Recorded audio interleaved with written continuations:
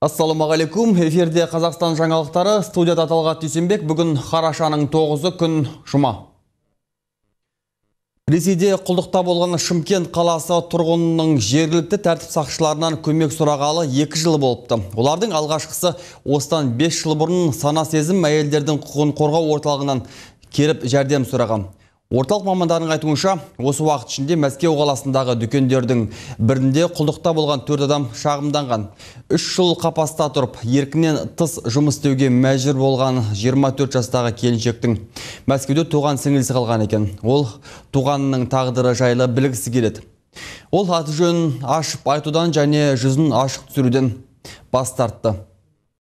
Ашып кеткен нелер болады ғой, соларды бізге пісіріп, ботқалып беретін. Жемесең де аузымызға тағатын, ұрып тұрып. Аузы қасықпен тағатын. Барлық жерде камера, даже туалетке де камера болған. Жүретін, артымыздан жүреді, андып жүреді. Кім бір-бірімізбен вообще сөйлеспейтінбіз. Сөйлесек болды, соған тайы жетінбіз. Клиенттер келеді бізден. Енді сұрайды ғой, қақты аттарың кім, соны есік болса болды, соған да ұратын бізді. Бегер соған ұратын. Біздің тілшілеріміз осыдан 2 жыл бұрын құлдықтан қашып құтылған келіншекті де іздеп тауып, онымен кездескен еді. Ол әйел Мәскеу дүкенінің қожайыны мен Ресей полицейлері арасында сыбайласқан байланыс барын айтты. Құқық қорғау органдары бірнеше рет қашпақ болған азаматтарды ұстап, қожайынға әкеп тапсырған. Айтуынша қазірде жұмыс берушілер оған телефон шалып қорқытады. 3 жыл бойы отанына орала алмай құлдықта болған келіншек сонда босанған. Бірақ 2 айлық ұлын жұмыс берушілер тартып алыпты. Тек Шымкентке қашып келгеннен кейін ішкі істер органдарына арыз жазған соң тәртіп сақшылары жұмыс берушілермен жолықтырып баласын қайтарыпты. Алайда іс одан әрі өрбімеген. 2 жыл бұрын адам ұрлау фактісі бойынша қылмыстық іс қозғалғанымен нәтиже жоқ. Құқық қорғау орталығының мамандары Қазақстанның бас прокуратурасына да арызданған, бірақ ол жақтан Ресей тосқауыл болды деген жауап алдық дейді. Жұмыс берушілердің туған жері Қазығұрт ауданы Тұрбат ауылының тұрғындары олар жайлы тіс жармады. Әңгіме барысында ауылдың бірнеше азаматтары жылдары бойы Құрбановтардың Мәскеудегі дүкендерінде жалдамалы жұмысшы болып істейтіндерін айтты. Алайда ашық сұхбат беруге қорқатындарын жасырмады. Сепке бата жұрттың бәрі. Айнан-айна видеокамера қоймыз, құрсын бәлеге қыл жүрмейді. Тұрғын, әкесінің үйі, түнекөл үй бар ма? Содан кейінгі үй солардың үйі. Квартиранда тұрады дейді ғой? Квартирада тұрады. Олардың бәрі қақта тұрады сонда? Шымкентте тұрады. Шымкентте тұрады, жалғыз ағасы Шымкентте тұрады. Үй үлкен ағасының үйі мынау. Бәрі көшіп кетіпті ғой солай? Жансаяның әкесі сол ана кісінің несі? Иә, тұрғын ғой, тұрғын оның аты, иә? Сонда ол да көшіп кеткен Шымкентте? Көшіп кеткен Шымкентте. Көшіп кеткен. Ол да квартирада тұрады. Қазақстандық социалистер орыс маршына қарсы. Олар ресейлік ұлтшылдармен оларды Қазақстанда казак атаманы бастап қолдап шыққан топтың әрекетін халық арасына жүк салу деп атады. Толығырақ тілшіміз баяндайды.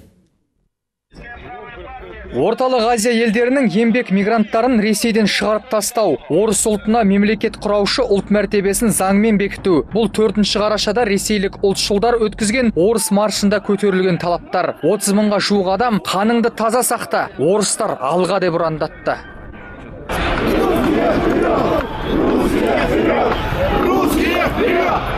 Орыс маршын қос қолдап қолдағандар Қазақстанда да табылды. Елдегі орыс қоғамдастығы мен казак ұйымы кішігірім шеру өткізді. Оны атаман Юрий Захаров бастап шыққанды. Проблема русского народа состоит в том, что находясь сегодня в абсолютно... Ресейде орыс ұлты 82% болса да, олар мемлекет құраушы ұлт мәртебесін ала алмады. Өздерінің территориясы құқығы жоқ. Ресейде орыс ұлты қалады, сондықтан оларға бұл мәртебені беру керек. Как государство образующий народ. Қазақстандық социалистер орыс маршын соны қолдап қазақ елінде жиын өткізгендердің әрекетін халықты араңдату, жікке бөлу деп бағалады. Біз расизмді, неонацизмді қолдап өткізетін шараларға қарсымыз. Ол шеруді өткізуге Ресей билігі өз пайдасы үшін рұқсат етті. Қазақстанда дәл солай. Ұлтшылдар басқа ұлттарды адамғорлық есептемейді, ал біздің елде олардың қолдауына қалайда жол бермеу керек. Бұл халықты араңдату. Орыстар Қазақстанда саны жөнінен екінші ұлт, халықтың 23%, халықтың 67% қазақтар. Жақсылық Албан, Асанжан Амилов, Алматы, Қазақстан. Қазақстандағы адам құқығы мәселесі бүгін Астанада Еуропалық одақтың жыл сайынғы семинарында сөз болды. Форумда бас қосқан сарапшылар елдегі азаматтық қоғам өз ішіндегі разылықпен әуреленіп кеткені сонша елдегі жағдайды жақсартуға дәрменсіз деген тұжырым жасап отыр. Адам құқығын қорғаушы Амангелді Шорманбаев қоғам белсенділерінің халықтан алыстап кеткенін сынға алды. Өзіміз мысалы қоғамдық ұйымдар, құқық қорғаушы ұйымдар, саясаткерлер бәріміз жиналып, өзіміз эксперттерді жинап, өзімізге мынадай жауап беруіміз керек. Біз қандай жүйені жасауымыз керек, және қандай жүйені өзіміз орнатқымыз керек. Халықаралық бақылаушылар болса, Қазақстандағы адам құқығының мүшкіл жағдайына алаңдаушылық білдіріп отыр. Польшалық Крамек Бартош соған дәлел ретінде Жаңаөзен қанды оқиғасын еске түсіріп өтті. Шетелдік сарапшы Козлов, Атабаев, Мамайға қатысты істерді саяси деп атап, бұл процестерді үнемі бақылап келген. Соған қатысты өз ұстанымын білдіріп отырғанын жеткізді. Пайлак азаматының пікірінше, Қазақстанда азаматтық қоғам әзірге ештеңеге жете алмайды, және олар сыртқы қолдауға зәру.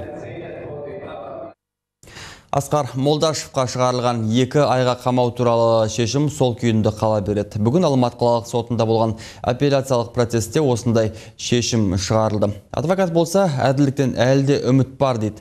Республика басылымының директоры Данияр Молдашевтың ағасының сотынан тілшіміз хабарлайды. Молдашевты 2 айға қамау туралы сот шешімі өзгеріссіз қалды. Бүгін өткен апелляциялық отырыста Алматы қалалық сотының судьясы Жанғазин осындай шешім шығарды. Тіпті кассациялық алқаға шағынуға да тыйым салынған. Нөмір 2 Бостандық аудандық сотының 1 қараша күні айыпталушы Молдашев Асқар Оңғарұлын 2 айға қамау туралы шығарған шешімі өзгеріссіз қалдырылсын. Адвокат Киселеваның арызы қанағаттандырылмасын. Және де бұл шешім соңғы шешім, қайта шағымдануға жатпайды. Алайда осынау шешіммен қорғау тарапы келіспейді. Молдашевтың адвокаты Инесса Киселева өз уәждерінің ескерілмегеніне қынжылады. Қорғаушы тұтқындаумен рәсімдеу кезінде қылмыстық процессуалды кодекстің өрескел бұзылғанын мәлімдегенде. Я думаю, что обязательно будет. Менің ойымша қызметтік тексеру жүргізіліп, мен айтқан заң бұзушылықтар назарға алынады. Үмітімді әлі жоғалтпадым. Әділдік жеңеді деп сенем. Қашан болса да шындық салтанат құру керек қой. Все это будет исследоваться. Асқар Молдашев 31 қазан күні тұтқындалған болатын. Оған есірткі сақтап, сатпақ болды деген айып тағылды. Тінту кезінде қалтасынан есірткі табылыпты-мыс. Алайда айыпталушының өзі бұның саяси астары барын айтады. Себеп інісінің, яғни республика басылымының директоры Данияр Молдашевтың қызметі. В здании ДВД ко мне подходили. Ішкі істер басқармасының алдында маған ұлттық қауіпсіздік қызметінен Нұржан деген жігіт келіп, бізге жұмыс істе деп ұсыныс тастады. Ойлануға жарты сағат берді. Егер келіссең, яғни бізге республика газеті және сол портал туралы ақпарат беріп тұруға бауырыңды көндір дейді. Сонымен бірге туған туыстарыңды мазалауды қоямыз деп айтты. Поступает в газету «Республика». Қазанның соңғы жұлдызында үлкен Молдашевтың пәтеріне есірткі сақталуы мүмкін деген желеумен тінту жүргізіліп, алайда күштік құрылым қызметкерлерінің іздегені есірткі емес, басқа болып шықты. Яғни күдікті ештеңе таппаған олар пәтерден ноутбук пен дисктерді алып кетті. Есірткінің электронды түрде сақталмайтынын ескерсек, істің саяси астары бар дейді сарапшылар. Азамат Есперген, Ринат Абулқайыров, Алматыдан.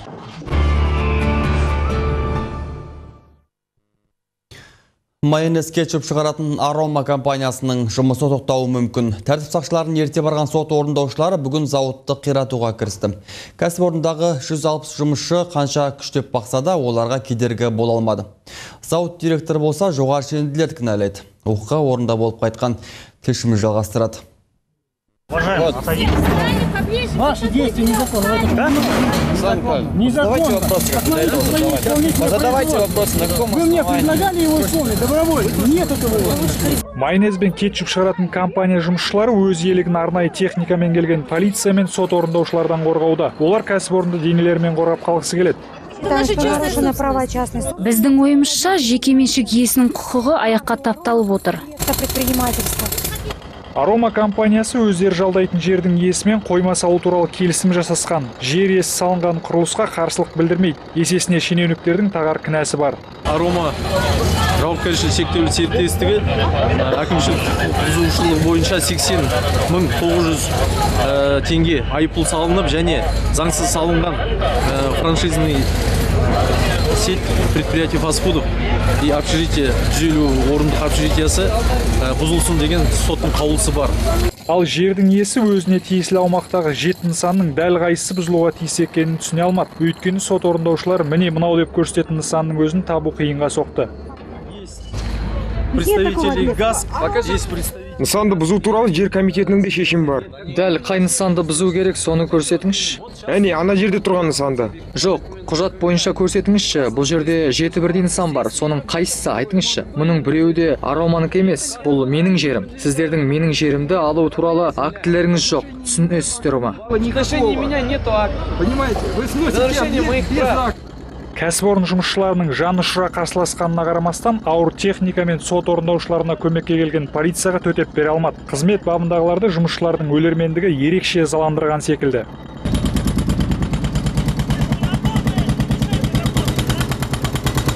Бір сәттен кейін жұмысшылар да берілуге мәжбүр болды. Адамдарды жан-жаққа лақтыруда ақылға қонбайтын бассыздық қой. Ойына келгендерін істеп жатыр. Әне зейнеткерлерге де қол көтерді. Мемлекеттік қызметкер аузыңа келгенді айтып боқтауда. Бұл не сонда? Ұят емес па? Компания директоры Елена Райкова құрылысқа рұқсат берген қалалық сәулет және құрылысты бақылау басқармасының өз шешімдерін қайта өзгерткеніне назар аударады. Шенеуніктердің қисынға келмейтін әрекетінен тек бір ғана пиғыл аңғарады. Здесь в данном случае я, конечно, понимаю. Әрине, түсінікті ғой, нысан орналасқан жер өте бағалы, сондықтан тартып алуға тырысады. Қазір бізді нысанды мақсатты түрде пайдалана отырған жоқ деп, өздерінің әрекеті заңды екенін дәлелдеуге тырысуда. Осылай алудан басқа амалдары жоқ. Можно конфисковать земельный участок. Зауыт басшылығының айтуынша, шенеуніктер осымен 5-ші рет кәсіпорыннан құтылудың амалын жасауда. Және бұл жолы зауыт расында да жабылуы мүмкін. Бұл жағдайда кәсіпорынның 160 адамы жұмыссыздар қатарын толықтырады. Қайсар Қалтаев, Талғат Өмірбеков, Қазақстан, Алматы. Шенеуніктер бизнесмендерді шектен тыс тексергендері үшін жазаға тартылуы тиіс. Бүгін Астанада кәсіпкерлік мәселесі тақырыбында аумақтық прокурорлармен өткен бейне конференцияда Атамекен ұлттық экономикалық палатасының төрағасы осылай деп мәлімдеді. Бас прокуратура өкілдігі елде кәсіпкерлерді заңсыз тексеру әдеті барын мойындады. Елдің бас прокурорының орынбасары Андрей Кравченко биыл кәсіпкерлерді заңсыз тексеруге қатысты 26,5 мың факті анықталғанын хабарлады. Айтуынша мемлекеттік бақылау және қадағалау заңының енгізілуіне қатысты заңсыз тексерулер азаю керек болған. Алайда 6 министрлікте жүргізілген прокурорлық тексеру нәтижесінде кәсіпкерлерге жасалған 26 мың тексеріс заңсыз әрі негізсіз деп танылды деп мәлімдеді Кравченко. Ал Атамекен жанынан құрылған кәсіпкерлікті қолдау жөніндегі қоғамдық кеңес мемлекеттік қызмет агенттігіне ұсыныспен шықты. Бизнесмендердің пайымдауынша агенттік күшіне енген жаңа заңның орындалуына мониторинг жасау арқылы заң бұзушылықтарды анықтап отыру керек. Сондай-ақ прокуратура органдарына кәсіпкерге қысым көрсеткен шенеуніктерге міндетті жаза тағайындау керектігін мәлімдеді. Мы бы хотели необратимость наказания. Біз белгілі бір заң бұзушылық бойынша жазаның міндетті болғанын қалаймыз. Әдетте кәсіпкерлерде бас прокуратура немесе көп жағдайда сотқа жүгіну арқылы өз құқықтарын қалпына келтіру мүмкіндігі бар. Бірақ тәжірибе көрсеткендей сотта үнемі заң бұзған шенеунікке қатысты судья жекелеген қаулы шығара бермейді. Сол себепті біз заңның нормасына жаза міндеттілігін қосуды сұраймыз. Такое право у судьи, конечно. Астана әуежайында бүгін радиациялық бақылау орнатылды. Бақылау жүйесін орнату рәсіміне кедендік бақылау комитеті Қазақстандағы ақш, Норвегия және Оңтүстік Корея елшілері қатысты. Қазақстандағы бұл янтар радиациялық бақылау мониторлары бұрыннан жұмыс істеп келеді. Радиациялық мониторлар заңсыз өткізу ықтималдығы жоғары кеден бекеттерінде бөлінетін радиоактивті материалдарды анықтау үшін арналған. Биылғы жылы кеден органының сыртқы шекарасында радиоактивті материалдарды тасымалдаудың 38 фактісі анықталған. Қорғас, Қалжат, Қордай, Достық, Құлан және басқада автомобиль және теміржол өткізу пункттері шекарада радиациялық бақылау орнатылған. Жақын арада радиациялық бақылау Ақтөбе қаласының әуежайында орнатылатын болады. Мәселе санында емес, Қазақстандағы қазатом өндіріс компаниясы өңдеп шығаратын өніммен салыстырудың қажеті жоқ. Бұл радиоактивті материалдарды анықтауда өте маңызды.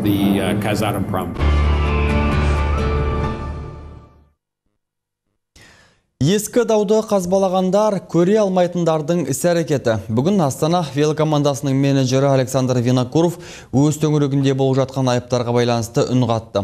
Ол өз хатында бұл айыптаулардың шындыққа жанаспайтынын, жарысты өз күшімен таза ұтқанын жазыпты.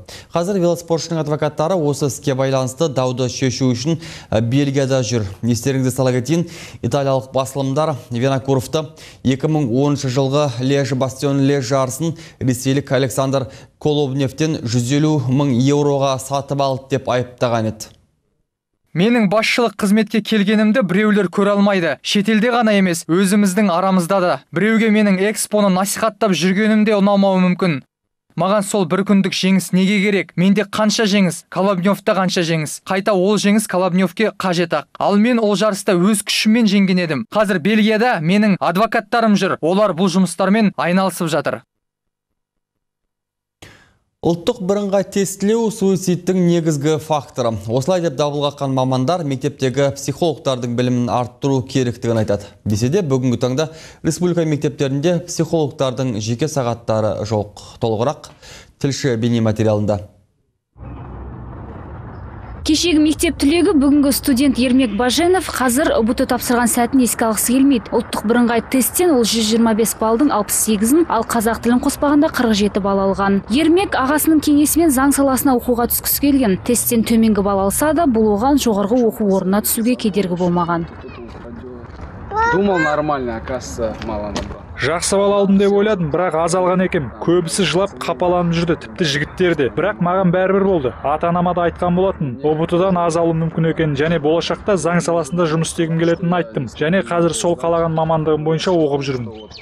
Дегенмен қоғамда барлық оқушылар ұбт-ға Ермектің көзқарасымен қарамайды. Мәселен, бүгінгі таңда 15 пен 19 жас аралығындағы жасөспірімдер суицидінің тіркелімі бойынша Қазақстан ТМД елдерінің көшін бастап тұр. Психолог мамандар болса, көп жағдайда ұбт үлкен өмірге емес, өлімге итермелейтін фактор деп дабыл қағады. Да, мы рассматриваем по-прежнему.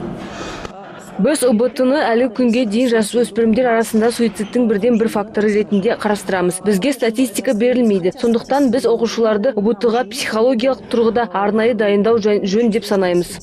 Суицидтің алдын алу мақсатында бүгінде біршама мектептерде мектеп психологтары жұмылдырылған. Алайда психологтың оқушылармен жұмысына арнайы сағат бөлінбегендіктен мамандар жұмыстың мардымсыз болатындығын айтады. Психолог арналған сағат жоқ. Біз балаларды мектептер сабақтардан сұрап аламыз. Жарты сағатқа, 15-20 минутқа сұрап алып, балалармен жұмыс істеу үшін.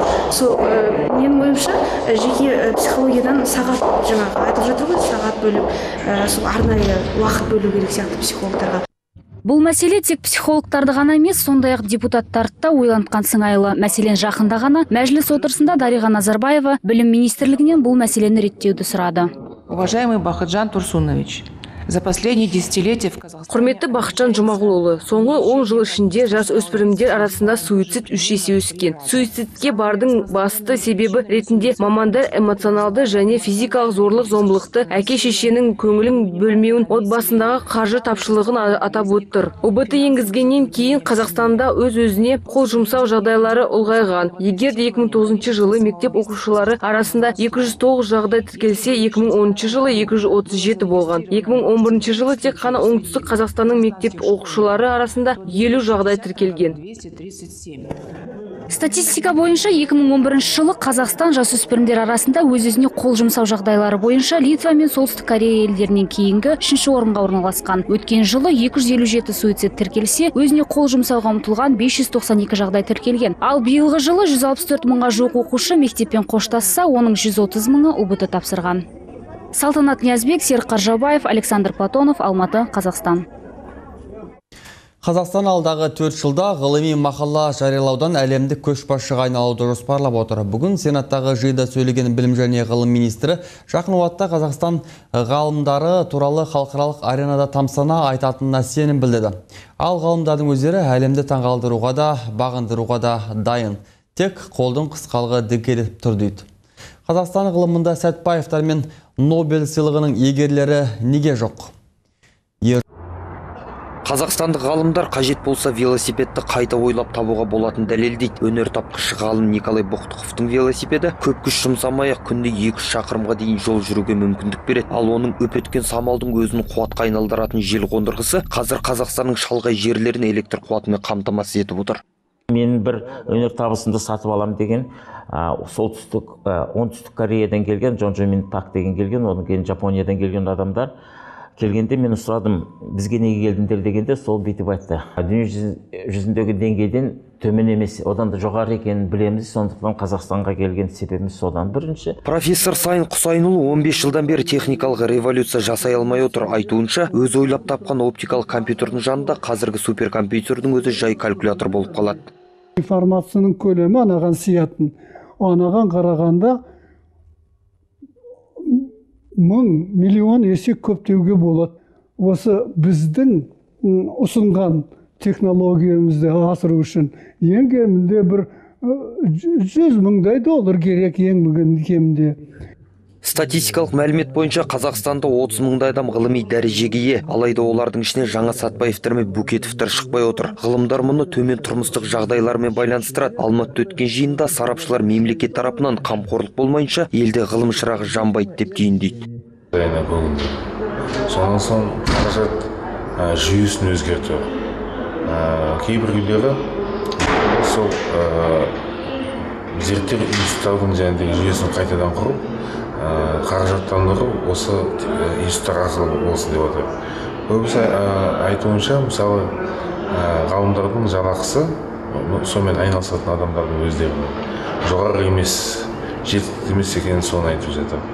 Ал ғылыми орта шенеуніктері Қазақстан ғылымын жарқын болашақ күтіп тұрғанына сенімді. Бүгін Сенатта білім және ғылым министрі 2-4 жылда Қазақстан таңдаулы ғылыми мақала саны жағынан әлемде көш басына шығады. Ал ғылымға бөлінетін қаржы жалпы ішкі өнімнің 1-2% жетеді деп мәлімдеді. Ғалымдар өз кезегінде шенеуніктердің берген уәдені іспен дәлелдеуін күтеді. Ержан Шайжанов, Асан Амелов, Алматы.